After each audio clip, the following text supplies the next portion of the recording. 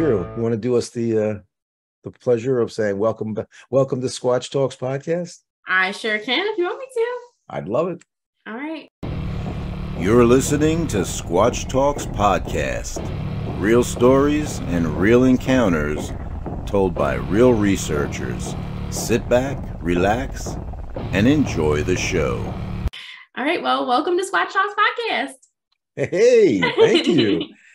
And we are glad to be here. We have a new season starting and new faces. Tyra, Nathan's daughter, has agreed to sit in with us tonight and tell us some stories from some of her encounters out in the forest. So, how's everybody? Everybody's good. Yeah. How's that little baby? He's good. Super baby. Yep. He's making teeth now. Yeah. Uh-oh. Yeah. Watch out. He's grumpo. For sure. Super grumpy baby. What most people, watching or listening to us don't know is that we've been sitting here now for a little while, kind of, BSing and getting caught up and everything. So I just figured if you've warmed up enough, we'll just get started. Okay. Yes, that sir. way we don't keep you up too late. But yeah, a lot going on, right? A lot of good stuff happening. And hey, what a way to end season 2. Yeah, moneymaker. That was fun. Huh? Woo! Ah. I know I sound like I'm fangirling, but I happen to like Matt. He's all up there. I happen to like Matt, and what he's done for Bigfoot. Like I always said, everybody dislikes him because he's good at what he does, and nobody has a bigger database. And that's what though, as far as names in the community, he's one of the big ones in my opinion. And how cool was it? He was gracious enough to sit in with us on our little channel, Yeah. Hopefully growing, but I did check the stats before we went on, and we picked up those 2 that we lost. Might not have a lot of guests, but the quality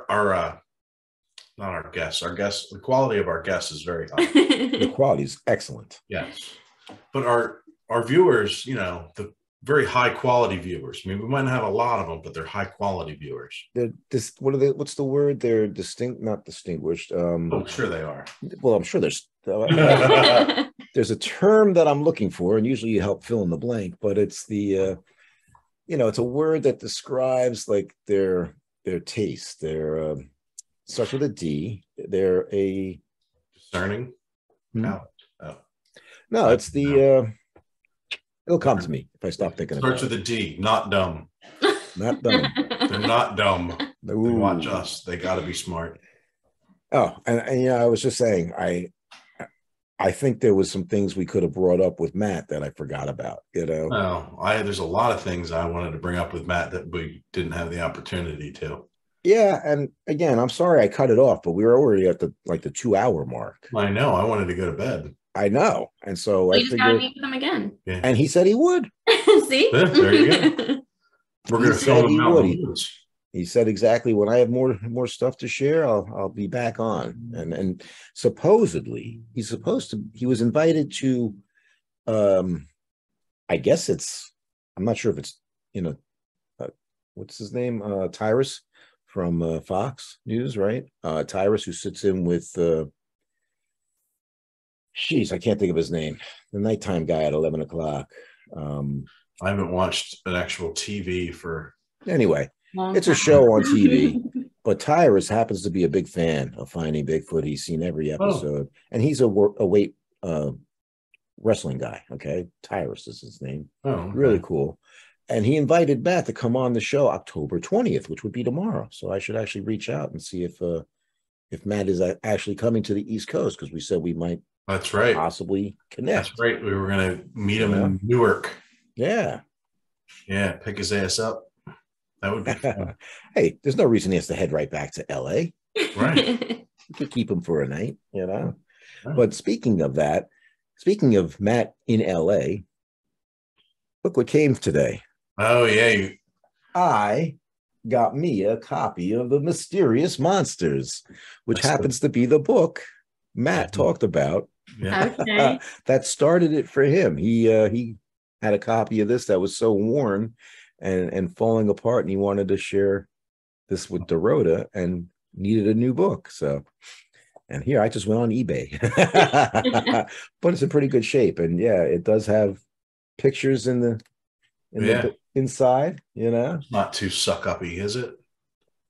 I don't know if that's rated G for our show, but that's the William Rowe drawing from 1955. So yeah, it looks pretty cool. On the next page is John Green. Yeah. Holding some track cast, probably from Washington. Huh. It says John Green, longtime Bigfoot researchers with some of the thousands of plaster casts. Bigfoot prints. Thousands. In 1975, they didn't have thousands. You don't think? No, I don't think so. That made it sound good, though. Yeah. And then I'm almost through that book you loaned me, The Locals by Tom Powell. And you know what? The chapter I just read last night, pretty cool, I have to say. It talks about a BFRO expedition in Washington. Oh, yeah? At the Skookum Meadow. Listen to me. Oh, yeah, it's my book. I haven't read it yet. You neither have I. The cool thing is, though, and they mentioned some names, Rick and Jerry and, and Matt. I'm assuming it's Matt Moneymaker, right? But Rick, and I knew it was, I said, is that Rick Knoll? And sure enough, it turns out it's Rick Knoll. That's when they discovered the Skookum cast. Oh. And Rick is or has taken credit for discovering it because he was the one who checked on the bait trap the next morning. Okay. But Tom was the guy who had the idea for the bait traps, and he got the others to go out and leave piles of fruit in specific areas. Right. And so the next morning, that's when Rick and another individual came across this print in the mud, because it was kind of like a mud hole that was drying up. So the soil was still soft. And, you know, one of the theories that Tom was hoping to either prove or disprove was whether or not Squatches are intelligent enough to know not to leave tracks. Right. Right. And we've talked about this even out in the field. And so it kind of really puts that into, perspective that they are smart enough, because this thing laid down on the ground on its side to grab the fruit and retrieve it rather than step near it. Man, well, even what's his name with the candy bar on the Mike. Mike Green. Yeah, in North Carolina. Holds up because they know. Absolutely. So they know shit's up. I really do think it's an intelligent individual, and the funny thing is, though, that in the book Tom mentions that most researchers feel that they're primates. Yeah, but we're primates also, but they're thinking more in the ape sense of the word, right? Whereas there's got to be a relic hominid connection there somewhere because of the intelligence, I think. Plus they're walking bipedally. That's I really think Ben's presentation. Yeah. Oh yeah, I do. And the I was saying Meganthra, what the hell is it? Robustus. Meganthosaurus robustus. I don't know what you're trying to say. Well, he talks about the Heidelbergensis, right? Thank you. Which is definitely a possibility, based on the eye structure and the size and everything. It could be a descendant. And he tells a good story, or not story, but he presents it in such a way that it's very convincing and interesting. Yeah. So, what's on the horizon for season 3, you might ask? Well, a little bit more of what we did in season 2. Real stories. What should I say? Real stories and real encounters. Right? This is my mug Tyra made me. Squatch Talks. Yeah, I thought we'd start this season off with a real encounter. She can corroborate, lend more light to some of the stories I told and get them from her perspective. And she has a couple of her own too. Oh yeah, she has some around. So I was hoping we could hear some of your exciting adventures in the forest here, and you've been doing this for quite some time, right? So Give us a little, history. Been doing it as long as I have. Yeah, I got Dad to do it when I was in 8th grade. We went to Salt Fork State Park for our first one when I was in 8th grade. Everyone in school made fun of me. And I said, I got off school to go to Ohio to go camping, and you didn't. So, Well, you have to fill out the school form while you're going. And it was a zoological expedition. We had fun filling them out throughout the years. I love it. That's great. 8th grade. Wow. Yep. Been doing it for a while. Well, I'm glad you did, because as a result, your dad stuck around and we became friends. Yeah. Yeah. That's one of the best things I think of doing this is just the people you meet. Yeah. You meet some great people. Absolutely. So you went to Salt Fork, Ohio, right? Yeah. That's like one of the hot spots, and it's actually not too far for you guys. So that makes sense. It was only about 8 hours. Yeah. Still in the vicinity, Yeah. But did you have some activity on that first outing? The things I remember the most, and maybe it was just because we camped, but not like that before. Like I was never in the woods at night like that before. So just hearing the coyotes go off, I think was one thing that really, really stood out to me. Yeah. Like, I know that's not 100% Bigfoot related, but just hearing that and then listening to people say, like, you really have to listen to the coyotes because a lot of times there's something else mixed in there when they start. So just learning, I think, was a big thing in that expedition. Sure. That was a good one to go on, too, for her first one, because she got to meet Caroline. And Russ and Charles. Was Charles on that one? No. Actually, yeah, I think he was. Yeah. Okay. Yeah. There was a lot of big hitters. Larry, Brad Kennan. Yeah. Well, Mark Maisel was there. Yeah, that was a that's quite a lineup there. Yeah.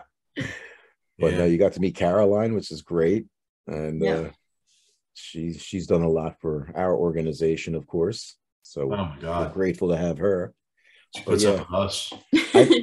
I met her in Ohio too. That was where I had the pleasure of meeting Carolyn. So I know from there, I think your next place you went to was Kentucky. Was that? Well, no, we went a lot of places in between there, but that was the next really good. Yeah, Kentucky was like the best, I think. Yeah. Yeah, I'm dying to hear that. Yeah.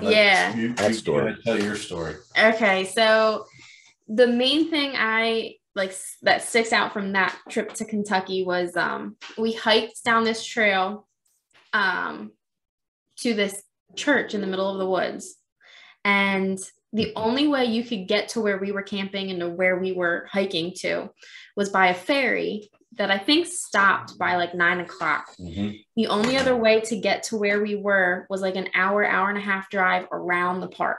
So we were completely by ourselves. And nothing was really going on. We had a decent group of people with us. And Dad, myself, and another couple decided that we were going to hike down this dirt road that we weren't on yet. So we just go walking down, and they did tell us to not do fast wood knocks because it's an aggressive thing in Kentucky. So Dad decides to do 5 fast wood knocks on this tree. And as he comes walking back, I'm looking down the road, and something that's always happened to me pretty much since we started this was I see white lights right before something's going to happen. I don't know what it is, why it happens, but it happens right before something big is going to happen. So I see this big, it was decent size, rectangular white light down, like away from where we first started. And I thought it was one of our camping people, like one of our Bigfoot people driving down the road towards us because they had rectangular lights. That was the first thing I thought of. But then no one came down the road towards us. So I just kept looking down there waiting for something. And I took me a long time to tell Dad because I thought my eyes were playing tricks on me. But I saw what looked like a chimpanzee cross the road. It was only like 3 foot tall maybe, and it walked just like a chimpanzee would, like, you know, the arms using all 4 legs to walk, didn't have a neck. It was just broad shoulders and a head. And it walked from the side where Dad did the wood knocks across the road. And as soon as it hit over there, I would say it was only another 10, 15 seconds maybe. And something rushed towards us in the woods. It sounded like a herd of elephants running straight towards us, stopped, and then a tree fell over. Oh, wow. Well, yeah. You heard this right after it stopped, you heard snap, and then the tree hit the ground. Which we did go back and find the tree too. Wasn't it green too? Yeah. It wasn't a huge tree. It was only like maybe this big, I think. Yeah. Well, that's pretty big actually. Yeah, but it was green. Yeah. But so after that fell, the 4 of us huddled together in a very, very tight circle. And we all just stood there for a little. Well, it probably in that moment seemed like an hour we stood there. But in reality, it might have only been a minute, if that. Mm-hmm. And we slowly started walking back to the group of people. Well, as we're walking back down the road, you can hear it following in the leaves next to us. Oh, wow. So we get almost back to the church, and one of our buddies, Ian, comes running up the road to us and was like, "Did you hear that? Did you hear that?" And we're like, "Yeah, a tree just got pushed down." He's like, "No, something whacked the back of the church."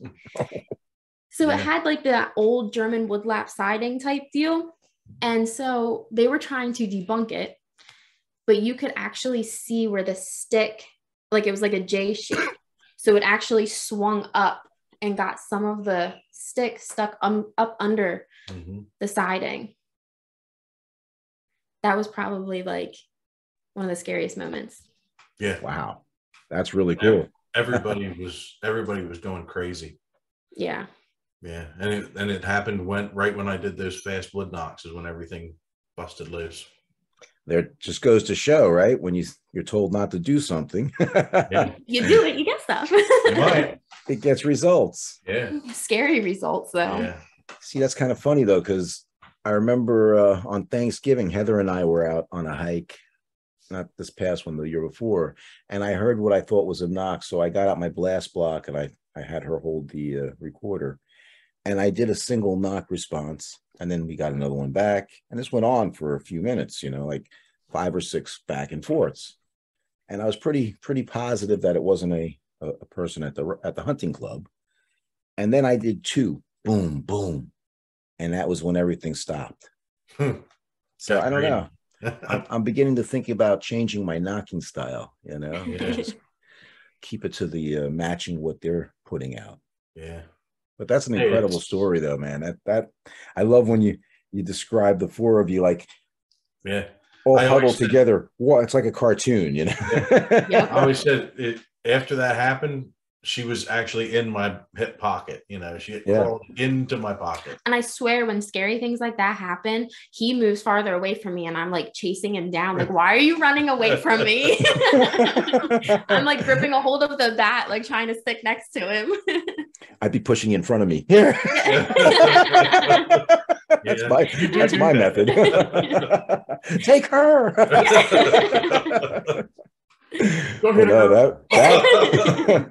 That description you give, though, of the quadrupedal movement, that's often reported with juvenile Bigfoot.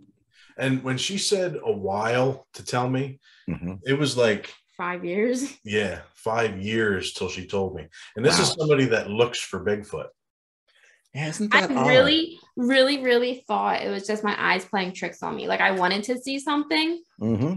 And I brought it up to Dad just like that. Like, I didn't say anything because I thought it was just my eyes playing tricks on me. And he's like, if your eyes were playing tricks on you, you would have saw an 8-foot, 8-man walking across the road. With like Bigfoot. Like what you think Bigfoot should be. You wouldn't see a 3-foot chimpanzee. You would see giant. And you know what? If that was indeed a juvenile, that could also explain why there was some of that real intimidation going on, because they were saying, "Get the hell away from my family," Yeah. You just did them fast wood knocks. You're gonna eat my kid or whatever. Yeah. And I'm not the littlest guy out there. I'm surprised that you waited so long to tell your dad. Yeah, like you said, especially since you were involved in the study, Yeah. But I don't know. well, hopefully next time this happens, you'll be quick to tell us. Yes. Hopefully next time it happens, she's holding a camera that's running. That would be the best. That would be. That will be. Yeah. Yeah. That'll be good stuff. So that was in Kentucky. That was in Kentucky. And that was about, I'm thinking 2013 or 14, maybe. I don't remember. They all roughly. Yeah. But I probably close to 14, I would say. It was probably a couple of years after you did Ohio, right? Yeah. Oh, yeah. Oh, yeah. Quite a few years. And I think that was 2012 when you first got into it. So is that right? You were in 8th grade. I would have to do the math. Well, it's 10 years ago. Yeah. Mm-hmm. When you were a kid. Yeah. Back when you were a kid. When you were a kid. Yeah. Now she has a kid. Yeah. Well, you have a baby. Yeah, Waylon. So yeah, that's pretty cool. I give you a lot of credit for keeping on after that. You know? Most people are like, okay, I'm good. This one isn't Bigfoot.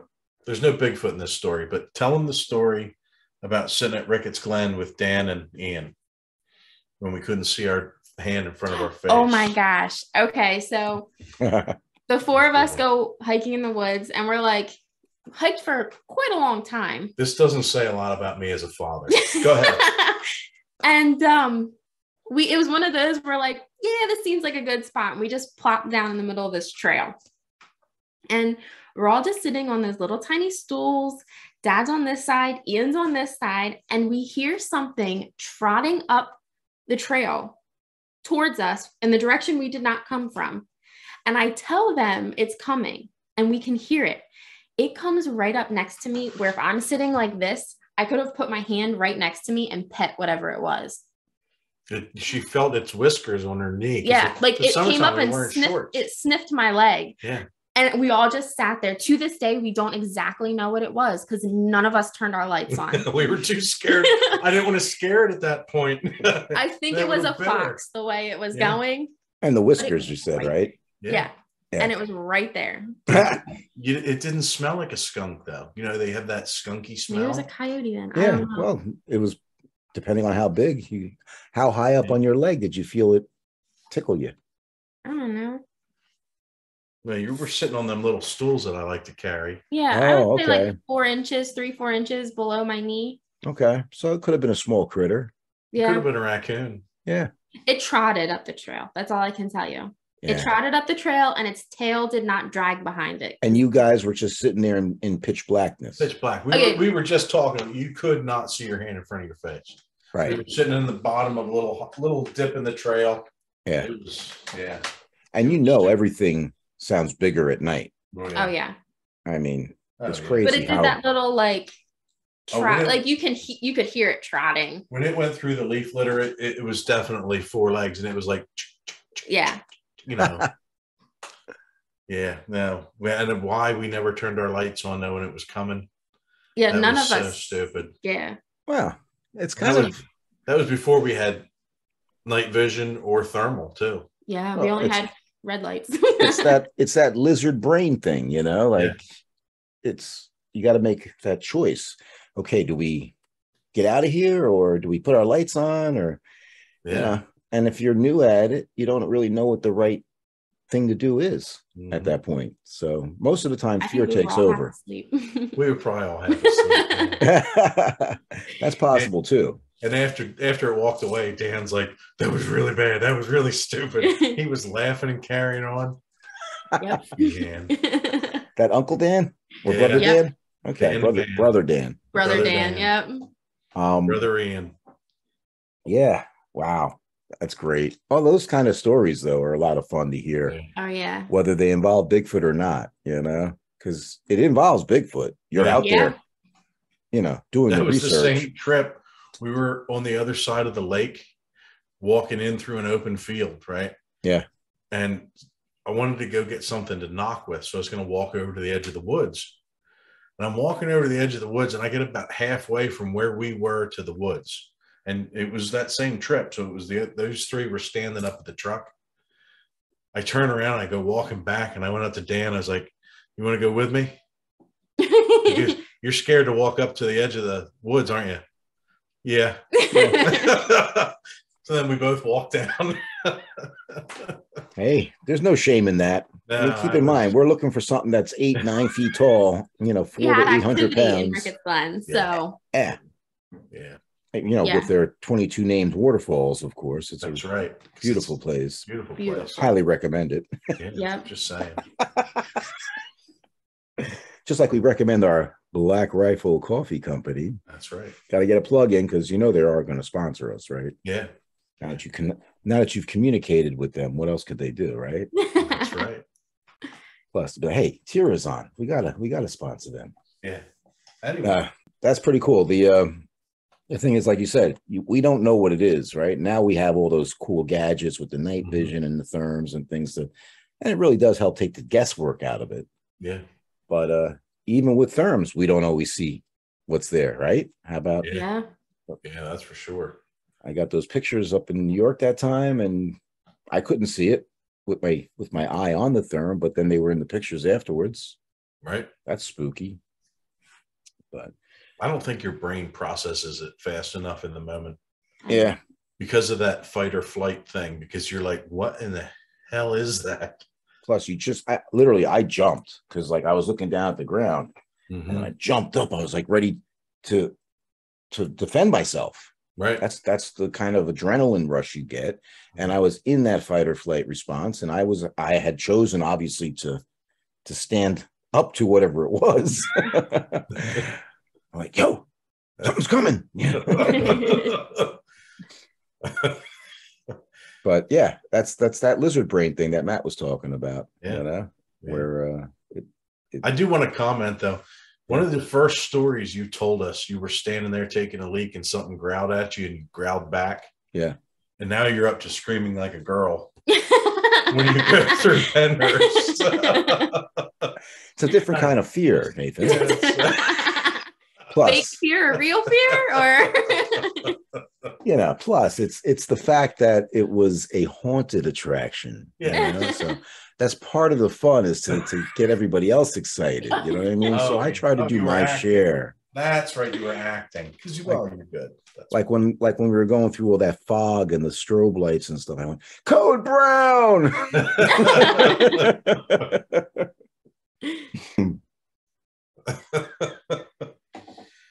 But no. And that applies. Whoa, earthquake. Sorry. That applies to big hairy spiders on my coats when I'm packing up at the end of an expedition too. Yep. Just certain things make you jump, I told that story too when we were in Salt Fork. You were scared to get a shower until you figured out it was a frog. Oh yeah, I didn't have my glasses on and I thought it was a big spider. It was a frog. We were fine. See, he left out the part about you not having your glasses on. Yeah, I couldn't see. Now it makes sense. Yep. I was going to say, how did she not know it was a frog? Yeah, I'd get pretty close to it. Hey, that's a normal thing too. Some people don't like snakes. Some people don't like spiders, right? I just don't like them when they surprise me. Yeah. Yes. Like when I go to... Or when they disappear after you see them. Right. Yeah, exactly. Where'd he go? Yep. Is he on me? Get it off.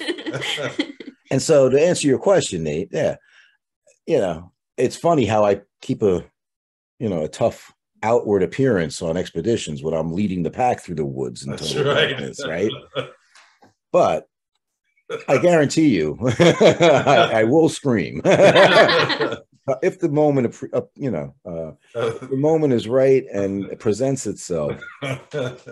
Heather will tell you we were on a friend of ours expedition. I was invited to come down for a night, and Heather and I walked off to a little path outside of where we had set up base camp, and this was one of my areas that I shared with this person and his team.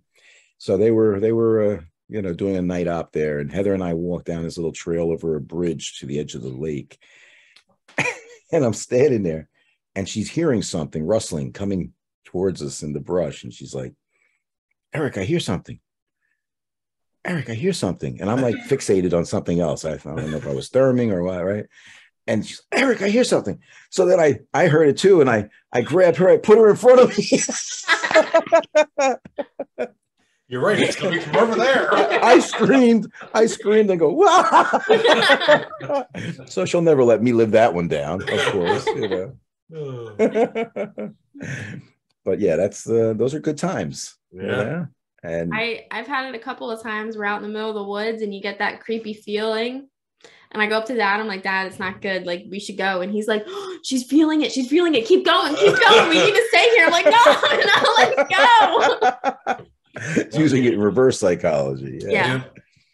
No, that's cool. I mean, you know, that's something I think especially women have that ability to have that more of a sensitive, you know, nature and to be more intuitive, right? Like, I don't have those spidey senses always. Yeah. So it's got to be pretty big for me to get them. Right. But they get them right away. And I work with animals too, and I think that has something to do with it. Yes, you do. And you have a lot of, you know, compassion, right? And love of animals and stuff. So that makes a difference. But yeah, it makes sense though that you would have those, you know, senses tingling, you know, and have that ability to feel something, whereas somebody like myself wouldn't, you know. Right. But hey, I'm trying to get there. I'm trying to keep an open mind, and you know, some people talk about this telepathic ability that they feel Bigfoot has to communicate. Right. You and I have tried it, Nathan, out in the field where we've just sat there silently, but thinking positive thoughts and inviting, welcoming thoughts, right? So it's I don't know. Bigfoot loves the ladies, though. That's one thing for sure. And so that's something that we always try to take advantage of, you know? Yeah. That's why I made Crystal come out when she was like 9 years old. Oh, yeah. Yeah. And I did with my kids early on, too, around that age, camping and using them as bait, you know? Yeah. Yeah. Running down in the BFRO circuit there here on the East Coast, she's known as bait because she was doing it forever. And come to find out then, I don't know if you ever told this story, if you ever remember, when we first started camping, before we even got into the Bigfoot stuff, we would go up every year with some of Dad's friends to New York with all of his family. And manhunt was a big thing because there was a lot of kids there. And now that we know everything with Bigfoot, Crystal was with one of the older girls, and they went to go hide behind the bathrooms, you know, farther into the woods and stuff. And they kept hearing something whistling at them. And they got this really creepy feeling. So they came back to the campsite. So now we're wondering if it was a Bigfoot nearby. Yeah. 2 young girls. It was whistling at them. Because, I mean, Crystal was young. Like 5 maybe. Like she was young. And manhunt was a game you all played? Is that it's tag? It's like hide and seek tag combined, but you do it at night. Yeah. Even better. Yeah. So there was a bunch of kids running around hiding in the woods at like 10 o'clock at night. With no flashlights. Yeah. So we were just we were a big sports game for them, really, on TV. That was good bait. I got absolutely. Well, we know for a fact that they are highly inquisitive and curious about children. Oh yeah. You know, just as long as they didn't steal any. I guess that was like a 411 waiting to happen. It is. That was a David Pilates episode. But yeah, you know, it kind of does. I don't know. I hate to say this out loud, but you know, the longer I keep doing this, the more, and by reading some of these other books and listening to other encounters and stuff, you know, I begin to wonder, what am I really doing? Like, why am I putting myself at risk like this? Yeah. What are we looking to gain out of this? What the hell is wrong with me? You know, I mean, it's better than those guys that go pick up alligators for a living. I mean, you're picking up the teeth. We have yet to see the teeth. Sure, at least some of us, I'm sure. Yeah, and even when the thing growled at me and I growled back at it, the lizard brain wasn't working apparently. Yeah. Although it did kick in, and I said, "Okay, I'll see you." You know. But even after that, I was out planting trail cameras. You know, so I don't know. I'm not the brightest light on the Christmas tree, apparently, but it's crossed my mind lately. Like, you know, what's going to happen when I get that in your face encounter? Or if I'm with Heather or someone else and there poses a threat, how am I going to respond? Yeah. I'd like to think I'm not going to scream and push her in front of me. You know, I'm going to handle it properly. I've always kind of felt like, you know, you should kind of crouch down and pretend like you're foraging. You know what I mean? Don't really look up or stare it in the eye, that kind of thing, or smile at it. All these things I've heard over the years. But yeah, don't bare your teeth. I'm not going to let that stop me, obviously. But it's been going through my mind lately, you know. And when you have those encounters like you had with the juvie crossing the road, let's say, and you're not even sure if you really saw it, but you know what you saw, you're just not sure what you were looking at, kind of thing. Those are the types of things that don't necessarily create fear. Right. It's more curiosity, you know? Yeah. And then the bluff charge and the tree breaking caused the fear. A high degree of fear, I would imagine. Yes. Yeah. And when we went back and we were looking for footprints, obviously, in the morning, because we could be there before anybody else could get there because the ferry didn't start, you know. We went back and I remember seeing the leaf litter and she said it the other night when we were talking about doing this episode. She said too, it looked like it should have been branches that the thing had to push its way through brush, like that thick of forest. Right. And what it must have been doing was hitting the leaves with its hands and like brushing, like throwing them up, because it was really an open forest. Like there wasn't a lot of underbrush. It was a pretty old forest. So it was thick? No, not thick at all. That's what I mean. It wasn't thick. Okay. No. So it was open. It was way, way open, like not a lot of stuff around, just leaf litter that it must have just been throwing the leaf litter up. And honestly, from where we were and where it stopped, I'm surprised we didn't see it. Yeah. Because there should have been nothing in front of us it wasn't behind trees.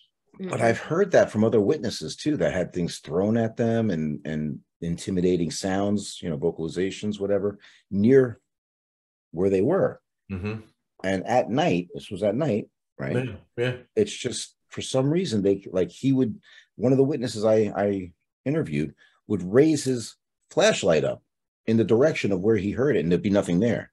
Right. You know, and this happened more than a few times. So yeah, I don't know. It's kind of odd how you're not able to see these things, but they are quick, you know. It's funny because last weekend I took a hike into the Pine Barrens with Jacob from the New Jersey expedition, and he took me to the spot where he had his encounter back in 2018. Okay, way back deep in the muck. In the it's really in a really marshy, wet area. So we wore mud boots. And we got back to where it happened. And of course, this was an area that was burned in the recent wildfire. That's right. Again, very open now, right? A lot of the underbrush has been burned up, but it's coming back. And it's funny because he talks about that, like hunter's blind up in the trees that he thought was kind of sketchy. He wasn't sure if there was somebody up there that, you know, with a chainsaw or something, right? Right. So now it's just a metal frame. All the wood is gone. There's just a metal frame with a ladder going up. And he showed me where he was standing when his partner was off doing whatever he was doing. And he heard what sounded like bipedal footprints walking through the water and marshy area. Right. And he called out to it thinking it was a hunter or somebody there and just alerting them that they were there. You know what I mean? It's smart to do. And nothing responded. So that's when he noticed the dark colored individual moving between the trees. Now I had him go out to where he felt the creature was. Right. Tell you what, it's tough to see through those trees, even though it's all burned out. You could barely, and he had an orange blaze hat on too. Yeah. And I could barely make him out. I did film some of this and recorded all of it on audio. So hopefully we can do something with it. Yeah. But yeah, I mean, it's hard. We're not as capable, I think, of seeing as well as maybe Bigfoot is. You know? No, not at all. And the other thing, when we were in Kentucky, I think it was that expedition, Nashia was organizing it, and she put up, they did a test, like distance. Mm-hmm. They put stuff up the tree and put stuff like of how, tell us how far it was. And they measured it all out. So they knew all the right answers, obviously, you know. But I'll tell you what, things are further away or closer, you know, they're closer than you think they are when you're in the woods. It's because the trees aren't all an even space apart, you know. Right.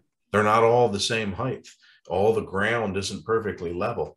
It's sometimes really hard to tell how tall or far away things are. And that's especially true at night. Yeah, even worse. Even worse. And when you're using a therm, you really can't tell the distance. Nope. So she did that for us then too. Guess how far away it is on the therm. Yeah. Yeah. And I bet most people got it wrong. Oh, yeah. Yeah. Yeah, you can't tell. Yeah. That was also the same trip that something went running through the campsite or the campground that we were in. Oh, yeah. After we all came back and we were sleeping, you could hear it running down. It sounded like something with big padded feet. Big flat feet. And it was like smacking them on the... They said it almost sounded like a turkey running through the wood, like running onto the pavement. Like smacking the ground with his wings. Oh, okay. But was something chasing the turkey? Why was the turkey down on the ground at night? You know, there's all those it was questions. at like 2 a.m. Like it wasn't, you know. Yeah. Oh, yeah. We wasn't morning yet. We were out one night and went to one of my first base camp locations. There was 4 of us in the group. And I thought we were just, you know, where we had been was not any activity. So we said, oh, let's take a little ride further in and do some other exploring. So I stopped at this previous base camp. I got out of the truck and I was walking over to where we had the tent set up, and I could hear things in the trees. Yeah. And I was like getting freaked out. You know, I didn't have any headlamp or my therm or anything. So I start heading back to the truck and I open up the door and say, hey, there's something out here, you know? And a couple of the others got out of the truck, and then all these turkeys start, like, they were roosting in the trees, obviously. Yeah. I had no idea, but like it was freaky. It definitely scared me. So, but again, it goes back to that, what we can't see, you know, and the sounds and the feelings that it creates, the hair on the back of your neck. It can be scary out there. That's why it's not this type of research isn't for everybody, you know. No, it's fun. Certainly not for the faint of heart. No. Or somebody with a bum knee. Tyra, did you have anything else? I mean, I didn't know if you had the liberty to, I know we said we keep it short, which we are, but I didn't know if you had any liberty to share anything about your friend's experience. Nathan and I have mentioned it briefly. Oh, yeah. Yeah. Would that be okay? Yeah. I don't have a problem with it. Just don't tell them where it is. Yeah. So it's actually one of my friend's sons. He's been hunting since he's little. And he's always out in the woods. He actually went to school for forestry, something or other. So he could live out in the woods for a long time and not worry about it. And so him and his buddy went hiking, and he wasn't a believer of Bigfoot either. So like when his mom, my friend, would talk about the things that I do, he thought I was crazy because there's no Bigfoot out there, like, you know. And so he went out into the woods, and I don't exactly remember how it all went. I could look it up, but in other words, they heard something shaking a bush or something. I thought it was shaking a tree. First. And it screamed at them. And he said to her that everything went quiet in the woods. Like nothing happened when it screamed. And it was like the whole forest was almost vibrating or something like that. Like he could feel it in his body type deal. Like the energy. Yeah. Yeah. And he was so scared. Him and his friend were so scared. They wanted to go plant trail cameras to see if it would be a good spot to go hunting. They turned around and booked it back in the direction they were coming, to the point where they were picking each other up because they were falling over the brush. And as the next one was running behind them, they'd pick them up and just keep going. He has a map on his phone of everywhere he goes, and he marked it with a big caution because he refuses to go back to that area now. Oh, wow. His buddy will not talk about it. And he admitted to his mom that it probably was Bigfoot. Oh, wow. Yeah. Yeah. He did go back to that area, not directly where it happened, but to that area. And he heard it again, very faint, but he heard it again. And he was with other people that he just met on the trail. Like, they were just passing. Right. And they heard it too. And at first he thought it might be a train. And that's why he wanted to go back and debunk it type deal. And they're like, no, that is not a train. It's not something man-made. Wow. Yeah. So that's pretty cool. And yeah, it's just, it's funny how you know these people, right? And they're skeptics or non-believers, I should say. Right. Yeah. And here they have an experience that they're like, what the hell was that? Yeah. But at least they know who to tell it to. Right. Yeah, because he was telling, and it took, I think she said it took him like 3 weeks to say anything to her about it. Yeah. And after the whole conversation, she looked at him and said, well, what do you think it is? And he just kind of looked up at her, and she goes, Bigfoot? And he just kind of looked at her and didn't say a word. And she's like, can I text Tyra about it? So that's cool. Here we are. Well, that's really cool. So I hope they shared the location on your phone. He said he'd come with us. Oh, really? I might be able to set it up that he's there when we go up. Okay. Yeah. Nice. So. Well, hey, nothing better than having the actual witness. Yeah. At the location. We looked back at it. We actually did an investigation there, like not far from there, of a guy who was walking his dogs, like went for a hike with his dogs, and something was shaking a bush and like yelling at him. Yep. And didn't you just say that there's some warnings or notices being posted all in that area? Yeah. Wow. That's really cool. Yeah. So it must be there and be there a lot anymore. Yeah. Well, this happens to be an area where I found my first footprints, my first track impressions, I should say, and had a couple of experiences as well. So no doubt there's something up there, you know? Yeah. Ha, that's cool. Yep. Well, I'm excited, you know? We got some other things like I had talked about. I don't know if we talked about it on camera or not, but we got some events happening not this coming week, no, following weekend. So by the time this airs, coming this weekend, today probably, we've got some events coming this tomorrow. Actually, we'll be in Perth Amboy. Yeah, that'll be fun. Yeah. Doing a little Squatch Talks podcast speaking engagement. Nathan and I. Is it okay if I bring our paranormal expert along? Oh, you can bring anybody you like. I don't think it's like it's not a huge place, but I think it'll be all right. Yeah, sure.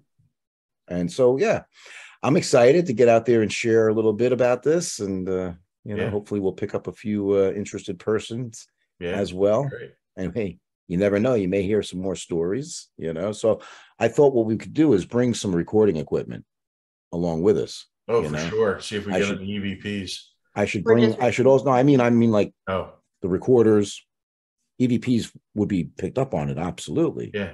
Yeah. But I'm saying like for recording the speaking presentation, right. And then potentially doing some interviews. Correct. Yeah. Right. I'll make sure I transfer the microphone back to its mobile stand, and I'll bring it along. Cool. Yeah. So I think that'll be fun. And then I'm going to be doing that thing last night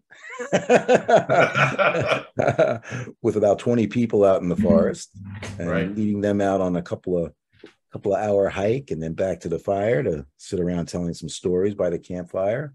Right. So that should be fun. I'm actually while we're filming tonight, I'm actually preparing to go on a trial run in a couple of nights. So It's kind of weird. It's like Back to the Future because I'm talking in the present and living in the past. Already, or am I planning to do it? Did I do it yet? I forget. But no, I think it's great that we have some new blood, shall we say, some young folks that are into going out and exploring and enjoying nature. And hey, in the process, if you happen to see a large, hairy, tall individual out there, then let us know. You let us know. But no, it's been fun having you on our expeditions. I know we've done a few already together, and it's great to have your enthusiasm and your knowledge in the field. And hey, thank you. You're always welcome back to join us, of course. So absolutely. I want to thank you for telling us your stories tonight. Yeah, absolutely. And she's the first one I made a BFRO investigator too. How about that? Yeah. Yeah. Now the whole family, except for Crystal. Right? Yeah. And Waylon. He's got a while. He's got the juvenile. Yeah. The what do we call that? The Squatcher in training. Yeah. He's going to be a beast out there for Squatch. Yeah. But, hey, and I appreciate you helping us out with the merch. So, absolutely. So get busy. We got this event tomorrow. Hopefully Dad can bring some merch with him. Yeah, I'll work on it. Yep. And the banner and all that, that'll be great. Okay. Yep. I want to also just remind everybody to please support our friends at Yeti Bars, yetibars.net, and be sure to use the code STP10 at checkout. That'll help us out. $75, so you get your free shipping. Oh yeah. I was using the Forest Fresh Bar. Well, that one has gone away. It's they get little after a while. Yeah. So now I'm going to do the Dreamsicle. There you go. I've always been an Orange Julius kind of guy, as I've said. Thanks again to our sponsors, Black Rifle Coffee Company, for keeping us energized and able to get up those high peaks, right? That's right. Those high New Jersey peaks. So, this is awesome way to start off season 3. That's right. And I want to thank everybody who's stuck with us so far, and stay tuned for more exciting stories and real encounters and real researchers like Tyra. That's right. Thanks for squatching.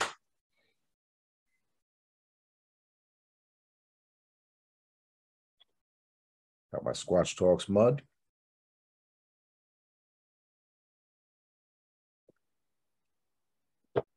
Moose Squatch.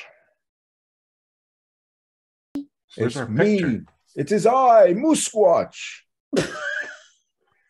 Why isn't our picture on there? Hello, hello. Hello, hello. He's on mute for some reason. Oh, I'm not. I'm not on mute. She just said hello. Say hi. Hey, hey. Can you hear me? Yeah, I can hear you. Okay, good. I was sitting here having fun by myself. Yeah, I was watching you because I'm like, well, I guess he can't see me. I couldn't see you. Or hear me, I You guess. shouldn't sneak up on me like that. You're like, doo-doo-doo-doo-doo. Good thing I'm wearing pants. That is a good thing. You know these Zoomers, these baby Zoomers. Oh, yeah.